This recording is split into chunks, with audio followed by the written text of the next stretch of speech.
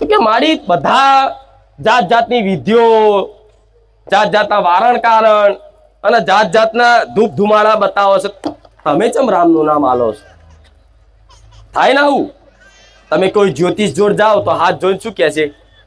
શનિ દોષ છે, મંગળ દોષ છે, સર્પ દોષ છે, આ છે તે છે, એવું કહે છે ને. એ જ્યોતિષ શાસ્ત્ર ખોટી નથી.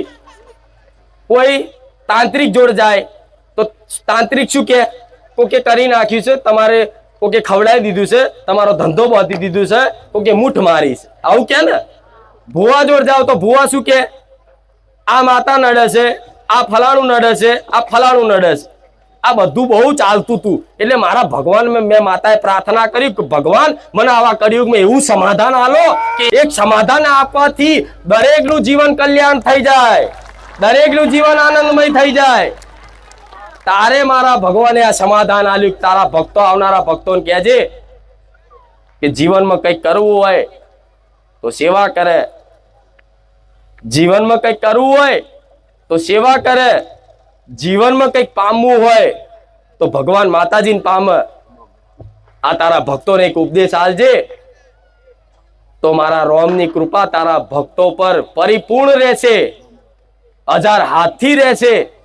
જો મારો ભગવાન આવી ગેરંટી લેતો હોય ને તો ગોડા મારા ધામ આવી આવો, વિશ્વાસ રાખજો. તમારી માતાઓ ઘેર જે છે ને એ હાજરા હજુર બેઠી છે, હજુ તમને દેખાતી? હાજરા હજુર છે, ભલે ફોટામ છે, ભલે દીવામ છે, પણ તમે જોવો છો ને નજરથી, એની તો 1000 આંખો છે. જોવો જ છે તમને મારો દીકરો શું કરે છે, શું નહીં કરતો, બધું એને ખબર છે. જે રીતે પ્રાર્થના કરે છે, શું માગે છે, શું નહીં માગતો, શું માતાને ખબર ના પડે? તો અંતર્યામી હોય. અમુકની માંગણી જેવી હોય, માતા એમ કે આની માંગણી ચમની મારે પૂરી કરવી હોય છે. ઘણાની એવી માંગણી હઠ હોય કે મારી આ જ કરવું છે. પણ માં જોડતી હોય કે તું આ જે માગે છે ને તારા માટે યોગ્ય નથી, તારા માટે હિતકારક નથી, આગળ જતા દુઃખી થઈશ અને દુઃખી થઈને તો તું મને જ મેણું મારીશ. આ શું ખોટું? એટલે અમુક તમારા કામ ના થાય તો તમારે એવું વિચાર લેવાનું કે મારી માતાની ઈચ્છા નહીં. કેવું? મારી માતાની ઈચ્છા નહીં, માં તારી ઈચ્છા નહીં, કોઈ વાંધો નહીં, મને કોઈ શંકા નહીં, તું તો હોભર જ છે. કેવું? તું તો હોભર જ છે, મને કોઈ શંકા નથી. તાર કામ કરવું જ કર, ના કરવું જ કર, ને તું મારી છે હું તારો. કેવું? તું મારી અને હું. આ પ્રેમ કહેવાય. આત્મીય પ્રેમ જો લગીને નહીં થાય ને તો લગીને ઓટા ફેરા ને. અને મારે તો કાયમ માટે સુખી કરવા ગોડાવ તમને. હવે તમે માગીને માગો છો શું? આટલું? નોકરી મળી જાય, ઘર થઈ જાય, દીકરાને સંબંધ થઈ જાય, દીકરીને સંબંધ થઈ જાય, કોઈ દીકરી કે મને જો ગમે છે તો થઈ જાય, કોઈ દીકરો કે મને જે ગમે છે એની જોડ થઈ જાય, કોકના મા બાપને મનાયાલ, પેલું કે મારા આના મા બાપને મનાયાલ, કે છે ના બુદ્ધિ અરજીઓ. હવે એ તમારી બુદ્ધિ એવું વિચારે કે હું આ પ્રાપ્ત કરી લે એટલે હું સુખી થઈ જઈશ. પણ ખરેખરમાં જોવા જાઓ ને વાસ્તવિક તો એક કામ કરવાથી જો સુખી થઈ જતા હોય, તમે એક તમારું કામ કરવાથી તમે કાયમ માટે સુખી થઈ જતા હોય ને તો ગોડા હું એટલી નિર્દય માતા નહીં, ગમે તેવું પહાડ જેવું કામ તમારું પલવારમાં કરી આલું.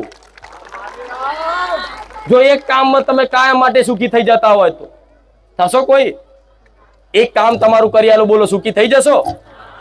નહીં થાવ. કેમ કે તમારી માંગણી ચાલુ ને ચાલુ રહેશે, રોજ નવી બદલાશે, રોજ નવી અરજીઓ, રોજ નવી માનતાઓ. સાચું ખોટું? હવે મારે તો તમને એ સુખ હાલવું છે કે માગો નહીં, વગર માગે માતા હાલે કે લે દીકરા તારો અધિકાર છે, લે આ ગાડી લે, ફેરવ, હજુ જોઈએ કે હું બેઠીશ. આ શું ખોટું? માગવાનું બંધ કરી દો. કેવું? શરમ આવો. જો રોજ તમે તમારા ઘેર કોઈક ભિખારી માગવા આવો, માગવા વાળો રોજ આવીને હાથ બાબુ કરે, તમને કે જો હવારમાં આવી ગયો, થાય કે નહીં? તો કોક અને રોજ માગવા વાળો, સમજો એ રોજ માગવા વાળો દિવાળી કે નવા વર્ષમાં માગવા નહીં પણ ખાલી આવીને રોમ રોમ કરવા આવે કે ભલે આખું વર્ષ તો મેં તમારી જોડે માગ્યું, ભીખ માગી, પણ તમે એમ વિચારો નવા વર્ષમાં આવી જાય, તમે શું કહે આ તો નવા વર્ષમાં જો ને હવારમાં આવી ગયો, થાય ગયું કે નહીં? પણ એ વ્યક્તિ એવું કે ના હું નવા વર્ષમાં માગવા નહીં આવ્યો, હું તો ખાલી તમને રોમ રોમ કહેવા આવ્યો છું. તો તમે કેટલા રાજી થઈ જાઓ? રોજ તમે 10 રૂપિયા આવતા હોય ને, દિવાળી ટાઈમે 500 આલો લે. આ શું ખોટું? હા એટલે હું આવી એ પેલા તો માગી લીધું હશે, હવે શું પણ કે તહેવારના દાડ તો જપો, માતાજીને શાંતિ તો બેહવા દો. તહેવારના દાડે એક દાડો એક રવિવારે એવો નહીં જતો મારો, બોલો કે હું એમને બેઠી હોય ભક્તોને જોતી હોય, બસ બધાનો ભાવ જોતી હોય, કોઈ માગતા ના હોય, બસ જોયા કરું એમને. એક દાડો એવો નહીં જતો, એક રવિવારે એવો નહીં જતો. એટલા બધી માગણી અંગાત તો મારા 1000 કરોડો કાંચન તો સાંભળું છું.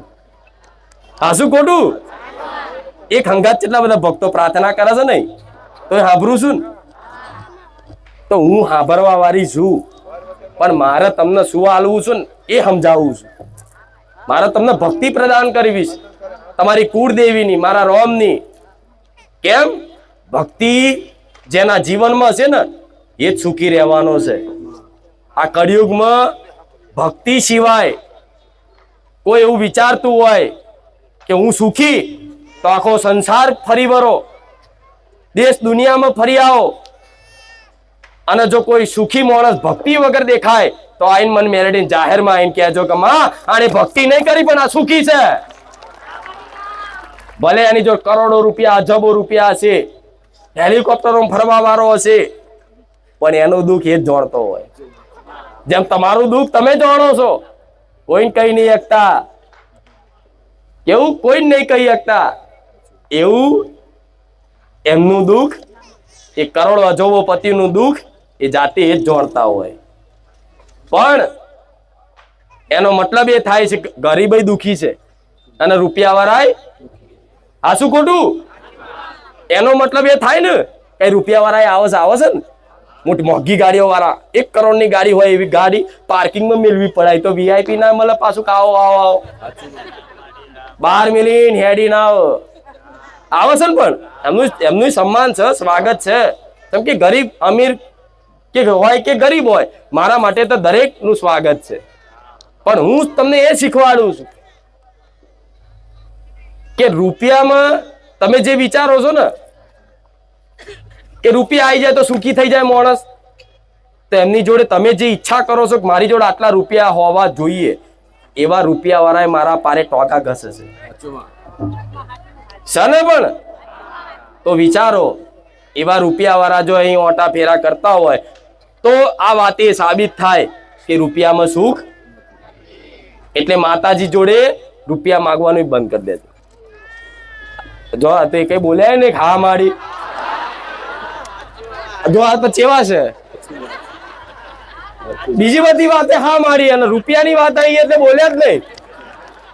અરે આલીશ આલીશ, તમે નહીં માગો તો આલીશ. બોલો તો ખરા, ખાલી હાથો પાડો હા મારી, તો મને સારું લાગે. ખાલી ખાલી તો બોલો.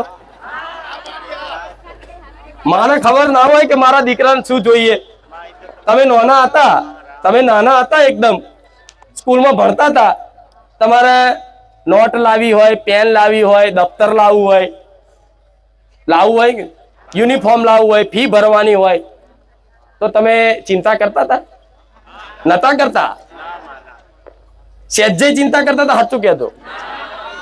યાદ કરો બાળપણ, નાનપણ બધાને યાદ હશે ને બહુ યાદ આવતું હશે કે હારું નાના હતા તો હારું હતું, આનંદ હતા, મોટા ખોટા થયા. જેમ જેમ મોટા માણસો થાય છે ને એમ એમ ડર લાગતો જાય, એમ જીવન અંધકાર થતું જાય. યાદ આવે બાળપણની વાતો. જો કોઈ બાળપણનો કોઈ મિત્ર મળી જાય, કોઈ બાળપણની કોઈ બહેનપણી મળી જાય ને તો ગામડામાં રમતા હોય એ બધું યાદ કરાવે કે ને આપણે પેલા આવી રીતે રમતા હતા, આવી રીતે ફરતા હતા. આ શું ખોટું? એક ક્ષણો યાદ આવે તમને, એ આનંદ યાદ આવે તમને. પણ એ આનંદ કેમ હતો પેલા, અને એ આનંદ બાળપણનો આનંદ આજે નથી છે. બોલો આજ બધું હશે તમારી જોડે, પણ બાળપણનો જે આનંદ હતો ને એ આનંદ નહીં હોય, હશે નહીં હોય. દિવાળી તમારા દીકરા દીકરીઓ માટે તમે બધું લાયા છો, પણ પોતાના માટે કપડા લાવવાનું મન નહીં થતું હોય. આનંદ જ નહીં રહ્યો, ચોથી થાય. તો આનંદ કેમ જતો રહ્યો છે? કેમ જતો રહ્યો છે? વિચારો, મારી આ ઊંડાણની વાત છે. એ આનંદ